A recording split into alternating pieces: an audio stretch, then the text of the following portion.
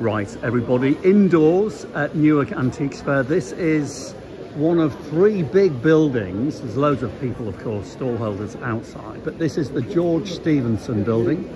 This, I would say, is the biggest, and we've got everything here from, as you can see, antique arms.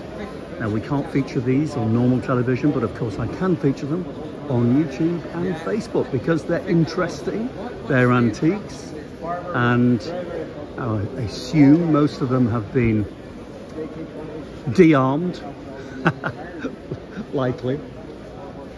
So inside the stalls, this is where you're going to find the smaller pieces, high-end objects, silver, gold, jewellery, diamonds, smaller pieces. Outdoor, as you know, is all the, hello there, hi. All the bigger pieces of furniture, hello, hi. So I'm going to give you a little scoot around and let me know in the comments if there's anything you think is absolutely drop dead gorgeous. Now come on, if you like antiques, vintage items, you know all of this is drop dead gorgeous. Goodness me. So are you coming back from your normal And dogs are always popular. When they're inanimate objects like this one, or real dogs, and you'll find at all antique fairs you will see lots of real dogs because antique fairs are very dog friendly. Let's get a bit of a high shot.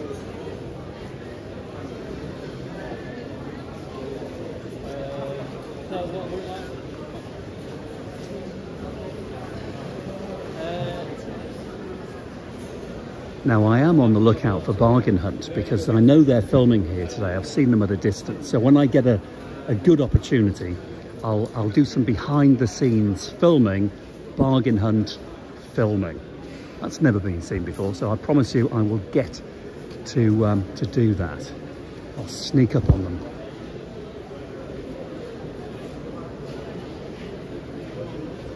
So if you want to come to Newark Antiques Fair, just Google Newark Antiques Fair. It's IACF is the company, and online there'll be all the information there as to when the fairs are on and how long they're on for. This is the second day, the shorter of the 2 days. So you've got to get in early, I think. You know, there's a few trains of thought. Do you get there on the first day, where it's much more expensive to get in, or get there on the second day, which is today, which is cheaper? But bearing in mind, maybe the good stuff has gone. Or, as I always used to think when I was wheeling and dealing with antiques, is that actually that doesn't happen because dealers bring out stock that, you know, stashed away in the van when they sell something. So you never know when the good stuff is coming out. I've just caught in the corner of my eye something I would like to look at, some crocodile cases, which are very nice. Early 20th century, look at that, that is glamour. So this takes us back to the days of, yes, glamorous travel, either by car, boat, steam train, when people spent a lot of money on luggage, and the luggage, a bit like a watch might today, or a car, will kind of paint the image, paint the picture of who that person is. And look at that. Lovely initials there. It's a very special thing.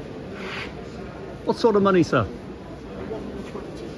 120 each, 120 quid. Now, if you're going to go away for a romantic weekend to a lovely country house hotel, especially if you've got a classic car, come on, everybody. You know that case, or that one, 120 quid a go, are the things to carry your smalls in.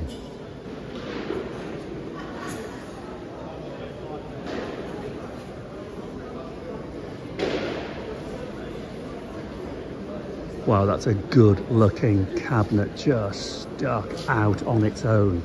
Likely sold, I'm guessing. Not an antique, it's not period, it's not what it might seem to be, 1790, 1800. It's a later reproduction, I can tell that. But when I say reproduction, I think it's got 50 or 70 years of age to it. And oh dear, I was going to say don't worry about reproductions, but start to worry. Oh dear, we've lost the back.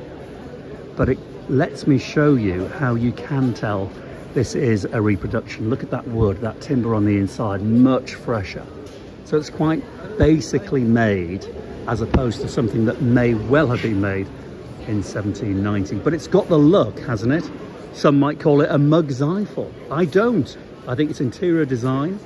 I think it's very stylish. There's no ticket on it, but it'll be no money, 100 quid, 200 quid, I'm guessing. And don't worry about early pieces of reproduction, because reproduction has been around forever. The Romans, for goodness sake, were reproducing things. It's got the look, and the look is very important today. And I'm going to give you one last look around.